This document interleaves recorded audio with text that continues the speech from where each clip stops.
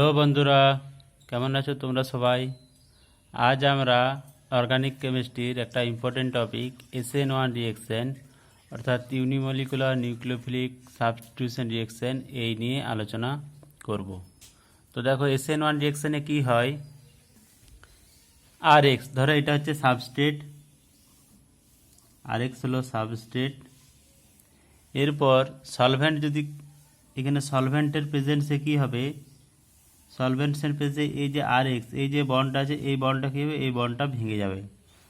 এই বন্ডটা ভেঙে গিয়ে কী তৈরি করবে, R প্লাস আর এক্স মাইনাস। এই যে আয়ন ফর্ম করলো, এই আয়নগুলো কিন্তু খুব একটা দূরে থাকবে না, এরা আয়ন ফর্ম হবে কিন্তু এরা কাছাকাছি অবস্থান করবে। এই যে আয়ন ফর্মেশন হলো এটাকে কি বলা হয়, ইন্টিমেট আয়ন পেয়ার।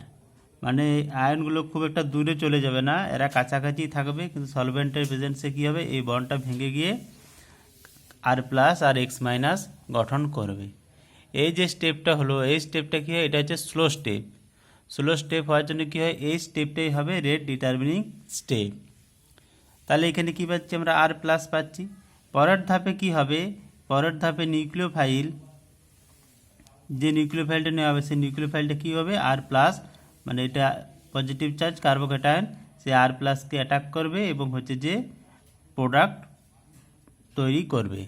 তাহলে এটাই হচ্ছে নিউক্লিওফিলিক সাবস্টিটিউশন রিয়েকশন ইউনিমলিকুলারলি। এটার হচ্ছে বৈশিষ্ট্য এটাই যে প্রথমে সাবস্ট্রেট সলভেন্টের প্রেজেন্সে কী করবে, একটা আয়ন পেয়ার ফর্ম করবে। এই আয়নগুলো খুব একটা দূরে চলে যাবে না, কাছাকাছি অবস্থান করবে। পরের ধাপে নিউক্লিওফাইলে কার্বোক্যাটায়ন অ্যাটাক করবে এবং প্রোডাক্ট ফর্ম করবে। এরপর আমরা যদি আরও ডিটেলসে আলোচনা করি, তাহলে দেখো এখানে কার্বোক্যাটায়ন তৈরি হচ্ছে। ধরো আমরা করে একটা উদাহরণের সাহায্যে দেখাচ্ছি। ধরো কার্বোক্যাটায়নটা ধরো তোমার হলো এরকম এক্স যেখানে হলো কোনো হ্যালোজেন। তাহলে এখানে সলভেন্ট যদি নেওয়া হয়, তাহলে এই সলভেন্টটা যদি নেওয়া হয়, তাহলে এটা কি হবে না, এই বন্ডটা ভাঙবে, এই বন্ডটা ভেঙে পরে কি করবে, কার্বোক্যাটায়ন গঠন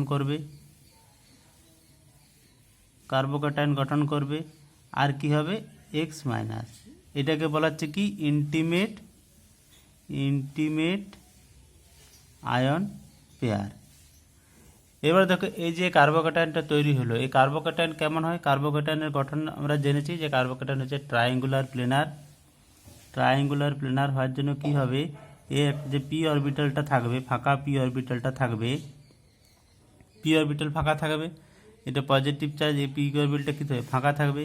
এরপর দেখো নিউক্লিওফাইল কি করতে পারে, নিউক্লিওফাইল এই উপর দিকেও অ্যাটাক করতে পারে, আবার কি করতে পারে, আবার বিলো দ্য প্লেনও অ্যাটাক করতে পারে। আবার নিউক্লিওফাইলের পসিবিলিটি আছে দুটোই, অ্যাবাভ দ্য প্লেন অ্যাটাক করতে পারে, আবার বিলো দ্য প্লেনও অ্যাটাক করতে পারে। তাহলে দেখো যদি অ্যাবাভ দ্য প্লেন অ্যাটাক করে তাহলে এক ধরনের প্রোডাক্ট পাবো, আর বিলো দ্য প্লেন অ্যাটাক করলে তখন অন্য ধরনের প্রোডাক্ট পাবো। তাহলে আমরা কী পেতে পারি, যদি অ্যাবাভ দ্য প্লেন অ্যাটাক করে তখন আমরা কেমন পাবো, এরকম একটা প্রোডাক্ট পাবো। আর যদি বিলো দ্য প্লেন অ্যাটাক করে তখন আমরা কি পাবো, তখন ঠিক উল্টো প্রোডাক্টটা পাবো। মানে এদিকে অ্যাটাক করলে বন্ডগুলো ওই দিকে বেঁকে যাবে, আবার নিচের দিক থেকে অ্যাটাক করলে বন্ডগুলো উপর দিকে উঠে যাবে। এই ব্যাপারটা হচ্ছে এরকমই, মানে উপর দিকে যখন অ্যাটাক করছে তখন এই বন্ডগুলো নিচের দিকে বেঁকে যাবে, আবার নিচের দিকে যখন অ্যাটাক করবে তখন এই বন্ডগুলো উপরের দিকে বেঁকে যাবে। তাহলে দু ধরনের প্রোডাক্ট আমরা পাচ্ছি। এটাও কী পাবো, এটাও 50%, আবার এটাও 50%, অর্থাৎ 50-50 প্রোডাক্ট আমরা পাবো। এই যে প্রোডাক্ট আমরা পাচ্ছি 50-50, এটাকেই বলা হয় রেসিমিক মিক্সচার, এটাকেই বলা হচ্ছে রেসিমিক মিক্সচার। আর এই প্রসেসটাকে এটাকে বলা হচ্ছে কি রেসিমাইজেশন। তাহলে SN1 রিয়াকশানে কী হচ্ছে, এই যে 50-50% প্রোডাক্ট পাচ্ছি, অর্থাৎ এটা অর্ধেক পাচ্ছি, এটাকে বলা হচ্ছে কি রেসিমিক মিক্সচার। এই প্রসেসটাকে বলা হয় কি রেসিমাইজেশন। তাহলে SN1 রিয়াকশানে কী হচ্ছে, দেখো সলভেন্টের প্রেজেন্সে আয়ন পেয়ার হচ্ছে এবং এই কার্বোক্যাটায়ন হচ্ছে ট্রায়াঙ্গুলার প্লেনার হওয়ার জন্য কী হচ্ছে, এই যে ফাঁকা পি অরবিটালটা থাকবে, তাহলে কী হচ্ছে, নিউক্লিওফাইল দুটো সাইড থেকে অ্যাটাক করতে পারে, অ্যাবাভ হতে পারে, বিলোতে অ্যাটাক করে। সেই জন্য অ্যাবাভেরও পসিবিলিটি 50%, বিলোর অ্যাটাক করার প্রবাবিলিটি 50%, সেই জন্য 50-50 প্রোডাক্ট পাচ্ছি। এটাকেই বলা হচ্ছে কি রেসিমিক মিক্সচার। এরপর আমরা SN1 রিয়েকশন যে কাইনেটিক্স, এই কাইনেটিক্স নিয়ে আলোচনা করব। তাহলে কাইনেটিক্স কি না, এখানে হচ্ছে দেখো যে সাবস্ট্রেটটা ছিল, সাবস্ট্রেটটা কী হচ্ছে, সলভেন্টের প্রেজেন্সে কী হচ্ছে, আমরা দেখেছি সলভেন্টসের প্রেজেন্সে আয়ন পেয়ার ফর্ম করছে, ইন্টিমেট আয়ন পেয়ার ফর্ম করছে। এই যে স্টেপ, এই স্টেপটাই হচ্ছে কি স্লো স্টেপ। এই স্টেপটাই স্লো স্টেপ হওয়ার জন্য কী হবে, এটাই হবে রেট ডিটারমিনিং স্টেপ। আমরা দেখেছি কাইনেটিক্সে যে স্লো স্টেপই হয় কি রেট ডিটারমিনিং স্টেপ। তাহলে এখানে যে রেট, সেই রেটটা কী হবে, রেটটা কী হবে, প্রপোর্শনাল টু হবে কার উপর প্রপোর্শনাল হবে, এ আর এক্সের কনসেন্ট্রেশনের উপর কী হবে প্রপোর্শনাল হবে। অর্থাৎ আর এক্সের কনসেন্ট্রেশন যত বেশি হবে রেটও কী হবে, রেটও তত বেশি হবে। তাহলে আমরা এটাকে কী লিখতে পারি, রেট ইকুয়েশন। তাহলে রেট সমান কে ইন্টু কনসেন্ট্রেশন অফ আর এক্স, যেখানে কে কি, কে হচ্ছে যে এখানে কে হলো রেট কনস্ট্যান্ট। তাহলে SN1 রিয়েকশান দেখো হচ্ছে যে কী হচ্ছে যে কনসেন্ট্রেশন অফ সাবস্ট্রেট এর উপর ডিপেন্ড করছে। দেখো এর কত ঘাত, এর এক ঘাতের উপর ডিপেন্ড করছে, সেই জন্য এটাকে বলা হচ্ছে কি SN1 reaction, unimolecular nucleophilic substitution reaction. মানে এই কনসেন্ট্রেশনটা এক ঘাতের উপর ডিপেন্ড করছে। তো এটার জন্য এটাকে এই যে 1 আসছে, এই জন্য যে রেটটা হচ্ছে কি কনসেন্ট্রেশন অফ সাবস্ট্রেটের উপর ডিপেন্ড করছে অনলি।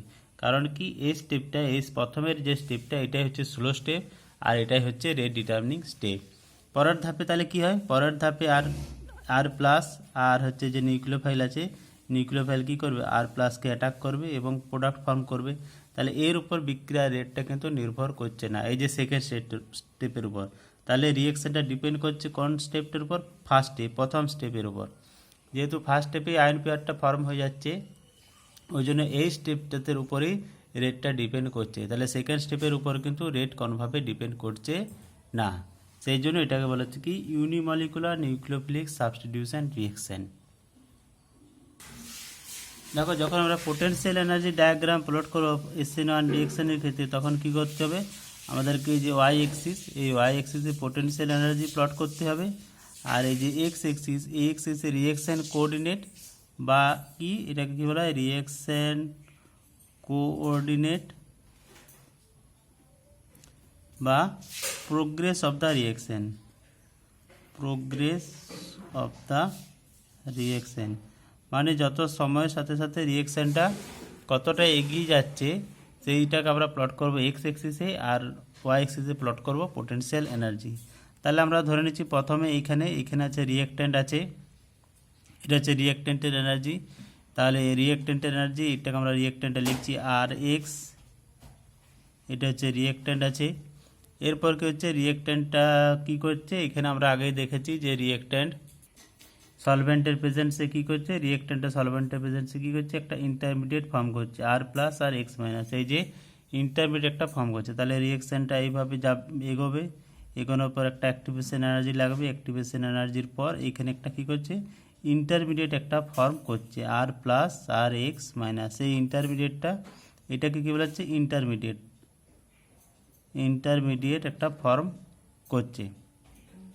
তাহলে প্রথমে আর এক্স সলভেন্টের প্রেজেন্সে ইন্টারমিডিয়েট ফর্ম করছে, এটা হচ্ছে ট্রানজিশন স্টেট 1, এটা হচ্ছে প্রথম ট্রানজিশন স্টেট।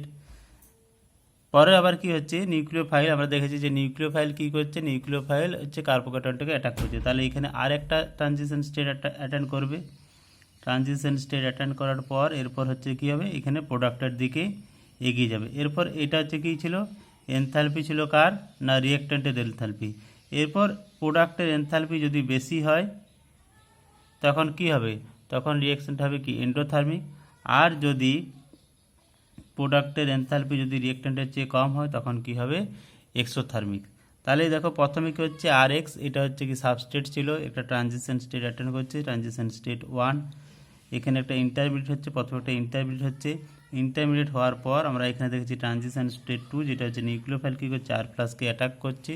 তাহলে এটা হচ্ছে ট্রানজিশন স্টেট 2, এটা 1, আর এটা হলো ট্রানজিশন স্টেট 2। এখানে কি হচ্ছে আর হচ্ছে কি নিউক্লিওফাইল, এই প্রসেসটা এইখানে হবে।